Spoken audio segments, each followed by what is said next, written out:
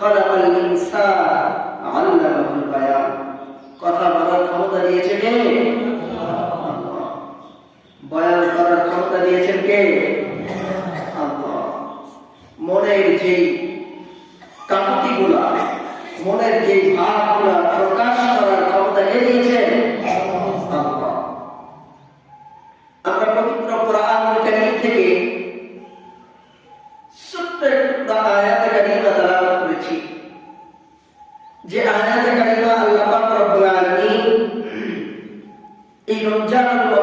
কেন্দ্র করে রমজান যে আমাদের উপরে ফরজ করে দিয়েছেন, আল্লাহ পাক রব্বুল আলামিনের জবানের যে ভাষা, সেই ভাষাটাকে আমরা তালাওয়াত করেছি। আল্লাহ পাক রব্বুল আলামিন বলেন, বিসমিল্লাহির রহমানির রহিম। ইয়া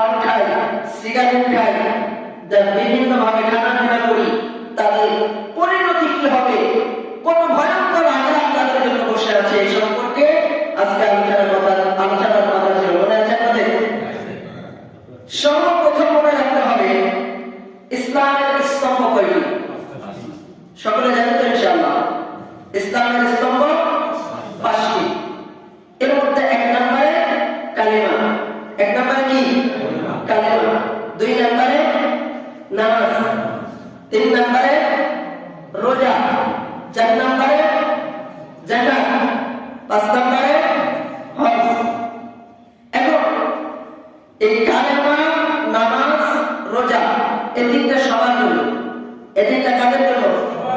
সবার জন্য। যারাই শাবালক হয়েছে, শাবালক হওয়ার শুরু থেকে মৃত্যুর আগ পর্যন্ত সবার উপরে ফরজ। আর বাকি যে দুইটা হজ এবং যাকাত, এই দুইটা আল্লাহ তাআলা যাদেরকে সম্পদ দান করেছেন, অর্থ দান করেছেন, নেশা পরিমাণ সম্পদ আল্লাহ তাআলা যাদেরকে দান করেছেন, তাদের উপরে দুইটা ফরজ। কিন্তু আমভাবে সকল মুসলমানের উপরে তিনটা স্তম্ভ বাধ্যতামূলক। 1 নম্বরে কালেমা, 2 নম্বরে নামাজ, 3 নম্বরে রোজা।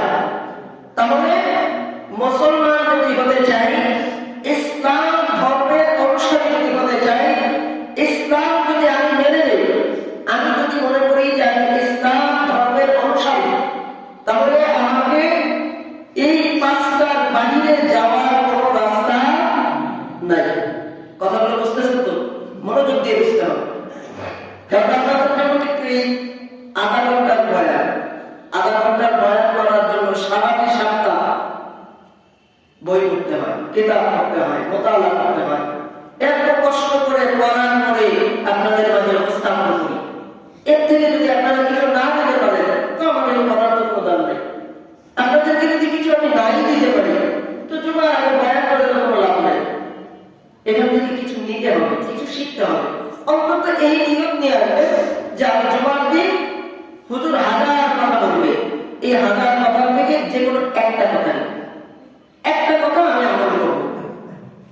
মাসে 4টা জমা থেকে 4টা কথা আমল করব। বছরে 52টা জমা থেকে 52টা কথা আমি আমল করব।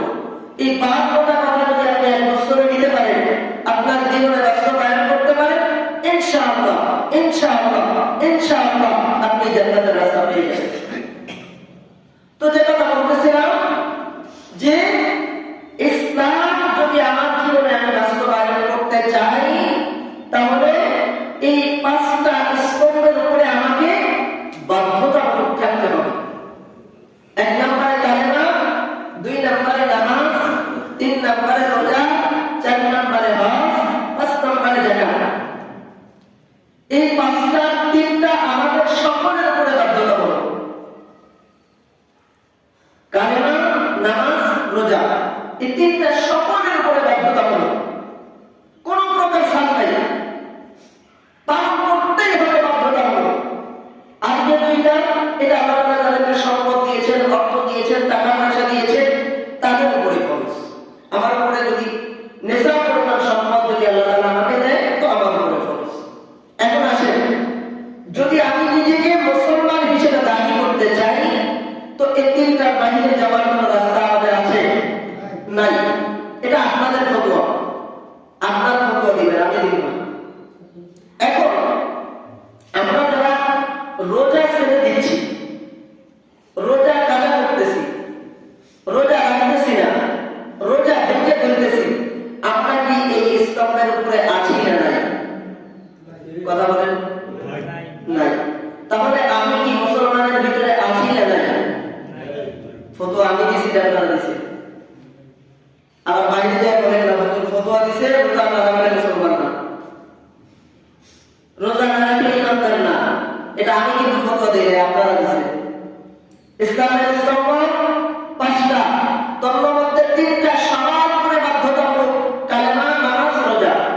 হজ, যাকাত যাদের উপরে নেশা পরিমাণ সম্পদ আল্লাহ তাআলা দান করেছেন, তাদের।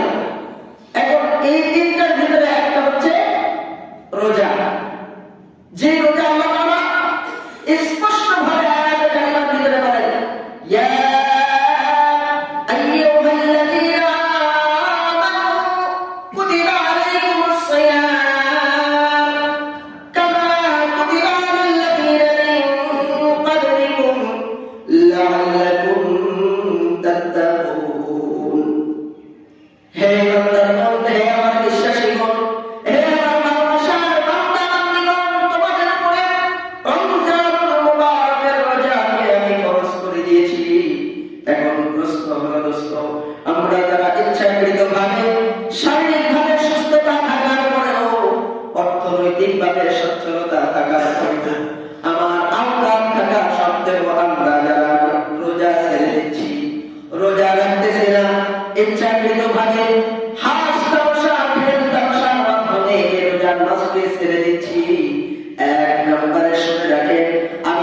ইসলামের ভিতরে নাই, আমি মুসলমানের ভিতরে দাখিল নাই।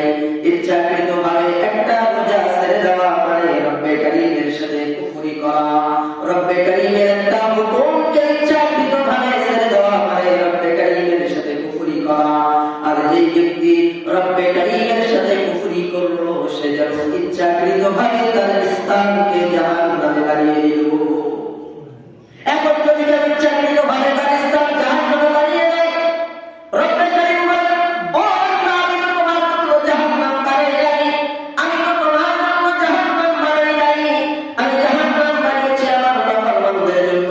তোমাদের সামনে আমি কোরআন কারীমকে দান করেছিলাম, অসংখ্য নবী রাসূলদেরকে দান করেছিলাম, অসংখ্য ওলামায়ে কেরাম পাঠিয়েছিলাম, যাতে করে তোমরা ওই নাফরমানদের অন্তর্ভুক্ত না হয়ে যাও। ওয়াসিয়াল্লাযীনা কাফারু ইলা জাহান্নামা যুমারা, এই কাফেরদের অন্তর্ভুক্ত যাতে না হয়ে যাও এজন্য আমি বলি তাইলে ওয়ালাদেরকে তোমাদের মাঝে পাঠিয়েছিলাম, কিন্তু তোমরা তাদের থেকে লিকা ইয়াউমিকুম হাদা তোমরা মুখ ফিরিয়ে নিয়েছিলে, মুখ ফিরিয়ে নিয়েছিলে, মুখ ফিরিয়ে নিয়ে তোমরা তোমাদের ইসলামকে জাহান্নামে বানিয়ে দিয়েছো। আমি মালিকের কিছু করার নাই। এক নাম্বার, যদি আমরা ইচ্ছাকৃতভাবে রোজা ছেড়ে দেই, ইচ্ছাকৃতভাবে রোজা ভেঙে ফেলি, চা স্টলের ভিতরে কাপড় লাগায় বসে বসে রোজা করে চা খাইতে থাকি, পান খাইতে থাকি, আমরা মুসলমান থেকে বের হয়ে যাব। রব্বে কারীমের সাথে নাফরমানি করার কারণে রব্বে কারীম আপনার আমার জন্য জাহান্নামের ভিতরে জায়গা বানিয়ে দিবে। নাউজুবিল্লাহ। এক নাম্বার মুসলমান থেকে বের হয়ে গেল। দুই নাম্বার, যে নাম্বার রোজা না রাখবে, ইচ্ছাকৃতভাবে রোজা ছেড়ে দিয়ে শারীরিক সুস্থতা থাকা সত্ত্বেও যেই ব্যক্তি রোজা ছেড়ে দেবে, এক নম্বরে তারপরে মানব কুলের শ্রেষ্ঠ মানব আতাইনাল্লাহ তাজমান মাদিনা আহমদ মুস্তাফা মুহাম্মদুর রাসূলুল্লাহ সাল্লাল্লাহু আলাইহি ওয়াসাল্লামের লানত তারপরে লেগে যাবে। দুই নম্বরে জিবরাইল আলাইহিস সালাতু ওয়াস সালামের লানত তারপরে লেগে যাবে। তিন নম্বরে কুল কায়নাতের মালিক আপনার আমার মালিক মহান রব নিজেই তার জন্য লানত করেছেন। ওই ব্যক্তি নাকি ইচ্ছাকৃতভাবে রোজা ছেড়ে দিল। রোজার মাস আসার পরে যারা হাড় তামাশা খেল তামাশার মাধ্যমে রোজা ছেড়ে দিল, আল্লাহ পাক রব্বুল আলামিন বলেন, আমার এই বান্দা ধ্বংস হয়ে যায়, আমার কোনো আপত্তি নাই। আল্লাহ হাবিব সাল্লাল্লাহু আলাইহি ওয়াসাল্লাম খুতবা দেওয়ার জন্য মিম্বারে উঠতেছেন। আল্লাহ হাবিব সাল্লাল্লাহু আলাইহি ওয়াসাল্লাম প্রথম মিম্বারে পা রাখলেন, বললেন আল্লাহুম্মা আমিন। দ্বিতীয় মিম্বারে পা রাখলেন, বললেন আল্লাহুম্মা আমিন।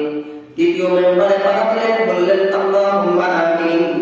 নামাজ শেষে সাহাবা আজমাইন জিজ্ঞাসা করলেন, ইয়া রাসূলুল্লাহ, ইয়া হাবিবাল্লাহ, এমন আনন্দ কোনদিন দেখি নাই, আজকে হঠাৎ করে এমন আনন্দ দেখলাম। আল্লাহ রাসূল সাল্লাল্লাহু আলাইহি ওয়াসাল্লাম এই কথাটা তার কানের ভিতরে প্রবেশ করা মাত্রই লাল টকটকে সুন্দর চেহারা, পৃথিবীর ভিতরে আল্লাহ পাক রব্বুল আলামিন সব থেকে সুন্দর করে মানব কুলের শ্রেষ্ঠ মানবকে বানিয়েছেন, যার চেহারার দিকে কাফের মুশরিক বেদিনরা পর্যন্ত যার চেহারার দিকে তাকাইলে তার প্রেমে পড়ে যেত। এমন সুন্দর একটা মানুষের চেহারা মলিন হয়ে গেছে, চেহারা লাল টকটকা চেহারা থেকে সবুজ দারুণ হয়ে গেছে, সবুজ বর্ণ হয়ে গেছে। আল্লাহ হাবিব সাল্লাল্লাহু আলাইহি ওয়াসাল্লাম বলেন, ও আমার সাহাবারা, এটা কোনো আনন্দ নয়, এটা কোনো আনন্দ নয়। আমি যখন মিম্বারে উপরে উঠলাম, আসমান থেকে রব্বে কারীম হযরত জিবরাইল আলাইহিস সালাতু ওয়াস সালামকে দিয়ে ওহী নাযিল করেছেন। জিবরাইল আলাইহিস সালাতু ওয়াস সালাম আমাকে এসে বললেন, ইয়া রাসূলুল্লাহ, ইয়া হাবিবাল্লাহ, আপনার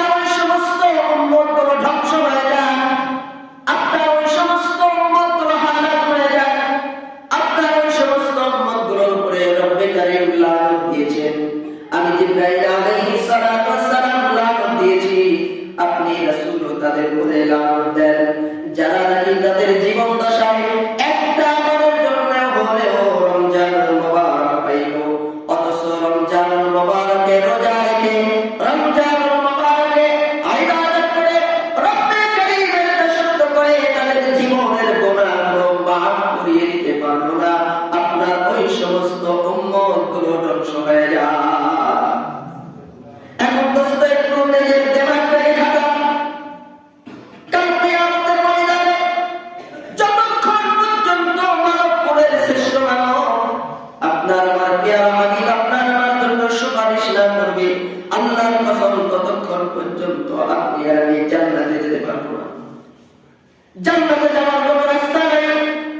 কেননা আপনার আমার নেতা, আপনার আমার জীবনের পরিচালক, আপনার আমার জীবনের রাস্তার পরিচালক যাকে আল্লাহ তাআলা বানিয়ে দিয়েছেন, তাজদারে মদিনা যতক্ষণ পর্যন্ত আপনার আমার জন্য সুপারিশ না করবে ততক্ষণ পর্যন্ত জান্নাতের দরজা আপনার আমার জন্য খুলবে না।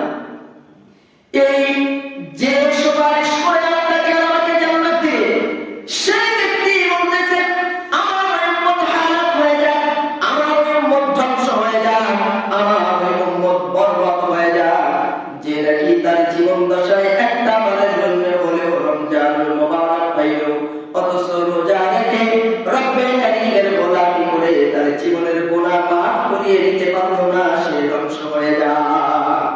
এখন এই শ্রেষ্ঠ মানবের আপনার আমার রাহাবারের বদদুয়া যদি আপনার আমার জিন্দেগিতে লেগে যায়, আল্লাহর কসম করে বলি, এই ব্যক্তির এই নবীর বদদুয়া যদি আপনার আমার জিন্দেগিতে লেগে যায়, পরদিন কালেও আপনার আমার জান্নাতে যাওয়ার কোনো রাস্তা থাকবে না।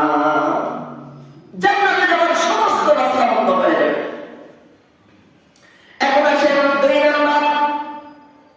এক নম্বরে আমি মুসলমান থেকে পৃথক হয়ে গেলাম, ইসলাম থেকে বের হয়ে গেলাম শুধুমাত্র রোজাকে ছেড়ে দেওয়ার কারণে। কারণ রোজা রব্বে কারীমের ফরজ হুকুম, আর যে ব্যক্তি ইচ্ছাকৃত ভাবে একটা ফরজ ছেড়ে দিল সে যেন রব্বে কারীমের সাথে কুফরি করলো, আর যে ব্যক্তি রব্বে কারীমের সাথে কুফরি করলো সে যেন ইসলাম থেকে বের হয়ে গেল, আর যে রব্বে কারীমের সাথে কুফরি করলো সে একটা কবিরা গুনাহ করলো, আর একটা কবিরা গুনাহ তার জাহান্নামে যাওয়ার জন্য যথেষ্ট হয়ে যাবে। দ্বিতীয় আর কিছু লাগবে না, একটা কবিরা গুনাহ তার জাহান্নামে যাওয়ার জন্য যথেষ্ট হয়ে যাবে। তো এক নাম্বার আমি ইসলাম থেকে বের হয়ে গেলাম শুধুমাত্র রোজাকে ছেড়ে দেওয়ার কারণে। দুই নাম্বার, যার সুপারিশ নিয়ে আমাকে জান্নাতে যেতে হবে সেই ব্যক্তির বদদুয়া আমার গায়ে লেগে গেল, আমার দুনিয়াও বরবাদ হয়ে গেল, আখিরাতও বরবাদ হয়ে গেল। তিন নাম্বার, হযরত আবু দারদা রাদিয়াল্লাহু তাআলা আনহু বর্ণনা করেন, আমি একদিন হযরত মুহাম্মদুর রাসূলুল্লাহ সাল্লাল্লাহু আলাইহি ওয়াসাল্লামের জবান থেকে শুনেছি, আল্লাহ রাসূল সাল্লাল্লাহু আলাইহি ওয়াসাল্লাম বলেন, আমি একদিন ঘুমিয়ে আছি, আমার ঘুমের মধ্যে হঠাৎ করে দুইজন ব্যক্তি এসে আমাকে ঘুম থেকে জাগ্রত করলেন। ঘুম থেকে জাগ্রত করে আমার দুই বাহুর নিচ দিয়ে তাদের হাত ঢাকায় দিলেন, দিয়ে আমাকে উঁচা করে নিয়ে গেলেন। আল্লাহ হাবিব বলেন, আমাকে দুই বাহুর নিচ দিয়ে হাত ধরে উঁচা করে নিয়ে নির্জন এক স্থানে নিয়ে গেলেন, বিশাল এক পাহাড়ের কিনারে নিয়ে গেলেন। নিয়ে যেয়ে বলেন, ইয়া রাসূলুল্লাহ, ইয়া হাবিবাল্লাহ, এই পাহাড়ের উপরে উঠেন। আল্লাহ রাসূল সাল্লাল্লাহু আলাইহি ওয়াসাল্লাম বলেন, আমি তো এই পাহাড়ে উঠতে পারবো না, আমার সেই ক্ষমতা নাই। ওই দুই ব্যক্তি বলেন, ইয়া রাসূলুল্লাহ, ইয়া হাবিবাল্লাহ, আপনি উঠেন, আপনার ওঠার জন্য আমরা সহযোগিতা করব, আমরা সাহায্য করব, আপনি উঠেন। আল্লাহ হাবিব সাল্লাল্লাহু আলাইহি ওয়াসাল্লাম উঠতে উঠতে উঠতে উঠতে পাহাড়ের সমতল স্থানে গেলেন। পাহাড়ের সমতল স্থানে যাইয়া আল্লাহ হাবিব সাল্লাল্লাহু সাল্লাল্লাহু আলাইহি ওয়াসাল্লাম বিকট এক শব্দ তার কানের ভিতরে প্রবেশ করলেন। আল্লাহর হাবিব সাল্লাল্লাহু আলাইহি ওয়াসাল্লাম আতঙ্ক হয়ে গেলেন। আল্লাহর হাবিব জিজ্ঞাসা করলেন, এই শব্দ কোথা থেকে আসতেছে? ওই দুই ব্যক্তি ডাকতে বলে, ইয়া রাসূলুল্লাহ, ইয়া হাবিবাল্লাহ, এটা অন্য কোন জায়গার আওয়াজ নয়, এটা জাহান্নামের আওয়াজ আপনার কানের ভিতরে আসতেছে। আল্লাহর হাবিব সাল্লাল্লাহু আলাইহি ওয়াসাল্লাম বলেন, তারা দুইজন আমাকে আরো একটু সামনের দিকে নিলেন, কিছু মানুষের সামনে নিলেন। একবার খেয়াল করে শোনো, আল্লাহর হাবিব বলেন, কিছু মানুষের সামনে নিলেন। আমি যেয়ে দেখলাম ওই মানুষগুলোর রানের যে গোস্ত আছে, যেই গোস্তগুলোর সাথে খুব ঢুকাইছে, যেমনি ভাবে দুনিয়ায় ছাগল জবাই করে উল্টা করে ঝুলিয়ে শোনা হয়, ওই মানুষগুলোকে রানের ভিতর দিয়ে লোহার হুকগুলো ঢুকিয়ে উল্টা করে ঝুলিয়ে রেখেছে। আর তাদের দুই গালের যে দুই ফাঁকা জায়গা আছে, এই দুই গালের চিপা দিয়ে কোড়া দিয়ে তাদের গালগুলোকে কাটা হচ্ছে। যখন কোড়া দিয়ে টান দিচ্ছে, রক্তগুলো বলকায়া বলকায়া গাল থেকে বের হচ্ছে। আল্লাহর হাবিব সাল্লাল্লাহু আলাইহি ওয়াসাল্লাম এই দৃশ্য দেখার পরে তো সব থেকে পানি চলে আসলেন। আল্লাহর হাবিব সাল্লাল্লাহু আলাইহি ওয়াসাল্লাম বলেন, ও আমার সাহাবারা, আমি দেখলাম ওই মানুষগুলোকে উল্টা করে ঝুলিয়ে তাদের গালগুলোকে কোড়া দিয়ে কেটে কেটে দ্বিখণ্ডিত করা হচ্ছে। আমি জিজ্ঞাসা করলাম, এই মানুষগুলো কারা? এই মানুষগুলো কারা? ওই দুইজন ব্যক্তি বললেন, ইয়া রাসূলুল্লাহ, ইয়া হাবিবাল্লাহ, এরা ওই সমস্ত মানুষ যারা নাকি তাদের জীবন দশায় রমজানুল মুবারক পেয়েছিল। অথচ রমজানুল মুবারকে, রমজান মাসের এই বরকতপূর্ণ দিনে চা স্টলে বসে বসে কাপড় টানা টানা চা গিলত, যেই জবানরা চা স্টলে বসে বসে চা খাইতো, রমজানুল মুবারকের দিনের বেলায় খানা ফেরা খাইতো, রোজা রাখতো না, রোজা ভেঙে ফেলতো, রোজা নষ্ট করতো, আল্লাহ পাক রব্বুল আলামিন তাদের জন্য এই শাস্তির ব্যবস্থা রেখেছেন। চিরদিন তাদেরকে এভাবে শাস্তির উপরে শাস্তি দেওয়া হবে। নিজের দেমাগ দ্বারা চিন্তা করে দেখে, একটা মানুষকে উল্টা করে ঝুলিয়ে তার গালগুলো কোড়া দিয়ে কেটে কেটে দ্বিখণ্ডিত করে ফেলছে। কেন কেন কেন? কারণ কি? ইয়া আইয়ুহাল্লাযীনা আমানু কুতিবা আলাইকুমুস সিয়াম কামা কুতিবা আলাল্লাযীনা মিন ক্বাবলিকুম লাআল্লাকুম তাত্তাকুন। শুধুমাত্র রব্বে কারীমের একটা হুকুমকে অমান্য করার কারণে রমজানুল মুবারক এসেছে, তবু রমজানুল মুবারকের রোজাগুলো নষ্ট করে ফেলছে। হাসতে হাসতে খেলতে খেলতে সুস্থ থাকা অবস্থায় রোজাগুলো নষ্ট করতেছে, রোজা ভেঙে ফেলতেছে।